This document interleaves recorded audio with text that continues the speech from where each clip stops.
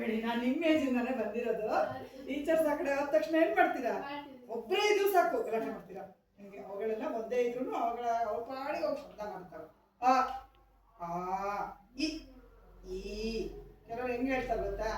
ಕನ್ನಡದಲ್ಲ ಹೆಂಗೆ ಹೇಳ್ತಾರೆ ಕೆಲವರು?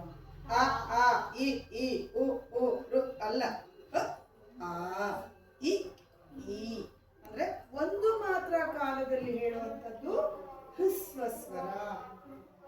ಎರಡು ಮಾತ್ರ ಕಾಲದಲ್ಲಿ ಹೇಳುವಂಥದ್ದು ದೀರ್ಘ ಸ್ವರ.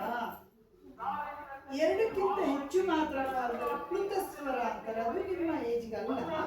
ಹ್ರಸ್ವ ಸ್ವರ ದೀರ್ಘ ಸ್ವರ ಅಂತಂದ್ರೆ ಸಾಕು. ಕೆಲವು ಪುಸ್ತಕದಲ್ಲಿ ಅಕ್ಷರದ ಪಕ್ಕದಲ್ಲಿ ಒಂದು ಎಸ್ ಅಂತ ಮಾರ್ಕ್ ಇರುತ್ತೆ, ನೋಡಿದೀರಾ? ಅಬ್ಸರ್ವ್ ಮಾಡಿದೀರಾ? ಯಾಕೆ ಅಂದ್ರೆ ಪ್ಲುತ ಸ್ವರ ಅಲ್ಲಿ ಒಂದು ಮಾತ್ರ ಕಾಲ ಜಾಸ್ತಿ, ಅದಕ್ಕನ್ನ ಪ್ಲುತ ಸ್ವರ ಅಂತ ಕರೀತಾರೆ. ಸ್ವರದಲ್ಲಿ ಎಷ್ಟು ವಿಧ?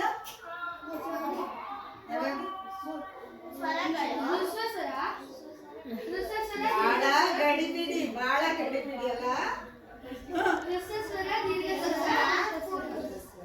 ವ್ಯಂಜನದಲ್ಲಿ ಎರಡು ವಿಧ, ವರ್ಗೀಯ ಅವರ್ಗೀಯ. ವ್ಯಂಜನ ಅಂತ ಕರೀತಾರೆ ಯಾಕಂದ್ರೆ ಅವು ಬೇರೆ ಸ್ವರಗಳ ಸಹಾಯದಿಂದ ಉಚ್ಚರಿಸಲ್ಪಡುತ್ತವೆ. ವ್ಯಂಜನ ಹೇಗೆ ಉಚ್ಚರಿಸಲ್ಪಡ್ತವೆ? ಕರೆಕ್ಟ್. ವ್ಯಂಜನ ಅಂತ ಯಾಕೆ ಕರೀತಾರೆ? ವ್ಯಂಜನ ಅಂದ್ರೆ ಕೂಡ್ಕೊಂಡಿರುವಂತದ್ದು. ಈಗ ಸಂಸ್ಕೃತದಲ್ಲಿ ಸಾಂಬಾರ್ಗೆ, ಹಿಂದಿಯಲ್ಲಿ ಸಾಂಬಾರ್ಗೆ, ಪಲ್ಯಕ್ಕೆ ವ್ಯಂಜನ್ ಅಂತಾರೆ.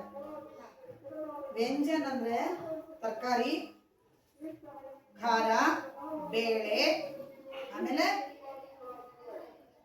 ನೀರು, ಇದೆಲ್ಲ ಉಪ್ಪು ಎಲ್ಲ ಸೇರಿ ಬೇರೆ ಬೇರೆ ಇಟ್ಟರು ಆಗುತ್ತೆ. ಅದನ್ನ ಏನ್ ಮಾಡ್ಬೇಕು? ಅದನ್ನ ಹೆಂಗೆ? ಆಯ್ತಾ? ಹೆಂಗದು? ಏನು ಸುರಿಯೋದ ಎಷ್ಟ್ಬೇಕಷ್ಟು? ಅದ ಹೆಂಗೆ? ಅಮ್ಮ ಸಾಂಬಾರ್ ಮಾಡಕ್ ಹೇಳಿರ್ತಾರೆ, ಬೀಟ್ರೂಟ್ ಸಾಂಬಾರ್ ಮಾಡು ಅಂತ.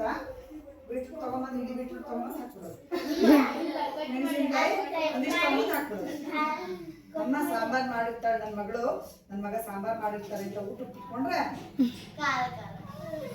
ಕಣ್ಣಲ್ಲಿ ನೀರು, ಮನೇಲಿರೋ ನೀರೆಲ್ಲ ಖಾಲಿ ಆಗಿ ಹೋಗ್ಬಿಡುತ್ತೆ. ಅಷ್ಟೊಂದು ನೀರು ಕುಡಿಬೇಕು. ಆಮೇಲೆ ಹಂಗ್ ಮಾಡ್ತಾರ?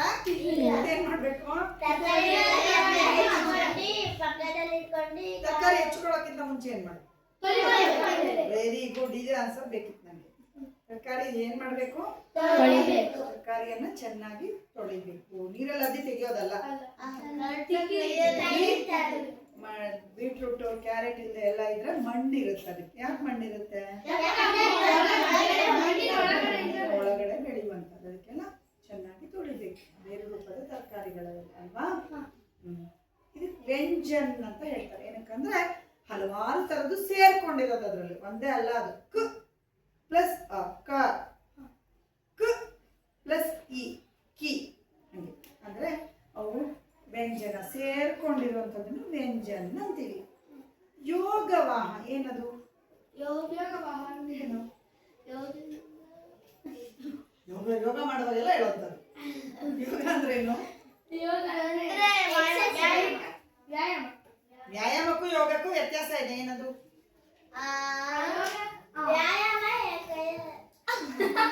ವ್ಯಾಯಾಮ ಕೈಯಲ್ಲಿ ಮಾಡೋದು, ಯೋಗ ಬಾಯಲ್ಲಿ ಮಾಡೋದು.